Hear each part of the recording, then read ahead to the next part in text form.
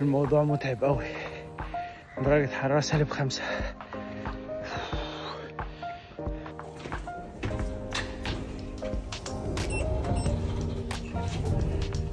صباح الفل.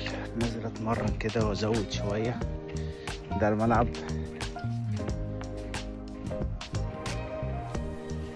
تعالوا بقى نبدأ التمرين. اول حاجة فترة التسخين، تجري شوية كده خفيف لمدة 5 أو 10 دقايق بالكورة، وبعد كده نعمل تمرين نط الحبل. من اكتر التمرينات المفيدة للركبة والجسم كله عامة تمرين نط الحبل. في ناس كتيرة قوي ما تعرفش الفوائد بتاعته، بس الفوائد بتاعته جامدة جدا. وبعد كده هنعمل كنترول بالكورة شوية زي ما انتم شايفين عشان تاخد احساس الكورة، لان انت بقالك فترة طويلة ما لمستش الكورة.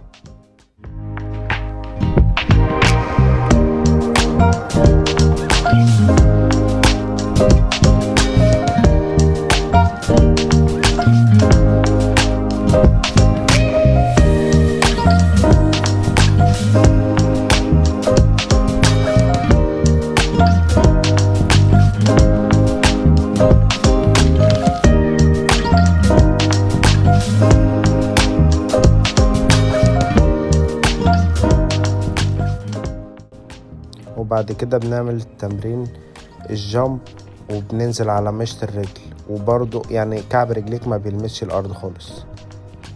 جامب وانزل على مشط رجليك. التمرين ده كويس جدا للركبة.